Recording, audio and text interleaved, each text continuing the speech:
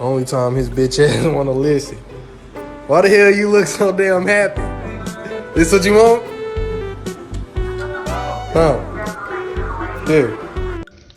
You can take a small bite. Just bite the corner like this. You see? Just bite it. Gentle.